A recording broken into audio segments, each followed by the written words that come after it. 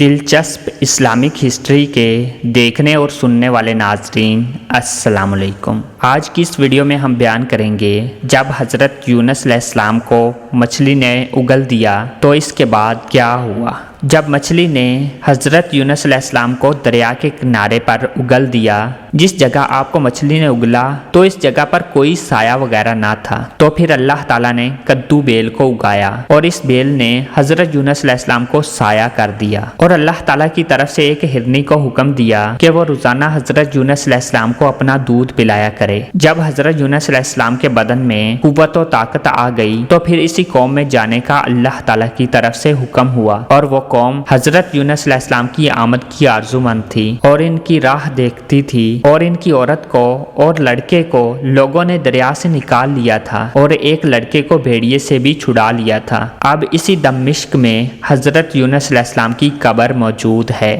سوال: اگر کوئی پوچھے کہ حضرت یونس علیہ السلام کو مچھلی نگل گئی تھی، وہ کیسا ماجرا ہے، تو اس کا جواب یہ ہے کہ خدا کا منظور یہی تھا کہ اپنے بندوں کو دکھلا دے کہ میں ناتا و رشتہ کسی سے نہیں رکھتا، مگر جو میری اطاعت و فرما برداری کرے گا وہ میرا بندہ ہے اور میرا بھیجا ہوا نبی تھا۔ اس نے میرا کہنا نہ مانا اور خفا ہو کر بے حکم میرے چلا گیا، اس لیے میں نے اسے مچھلی کے پیٹ میں رکھا تھا تاکہ میرے بندوں کو معلوم ہو جائے کہ بندہ بے حکم کو اسی طرح سزا ملتی ہے۔ اور ایک دوسری روایت میں ہے کہ حضرت یونس علیہ السلام خدا کی مرضی نہ دریافت کر کے جلدی غصہ ہوئے، اسی لیے خدا تعالیٰ نے ان کی عبرت کے لیے مچھلی کے پیٹ میں ان کو چند روز رکھا، اور اسی میں حکمت یہی تھی کہ مومن بندوں کو دکھلائے کہ عبرت کے واسطے اللہ تعالیٰ نے اپنے مقرب بندے اور پیغمبر کو بھی نہ چھوڑا۔ آخر ان کو بھی سزا کا مستحق ٹھہرایا گیا اور مچھلی کے پیٹ میں رکھا۔ پھر یہ سزا سننے کے بعد ان کو نجات دی۔ پس مومن بندوں کو لازم ہے کہ مرضی الہی سے امر میں سرکشی نہ کریں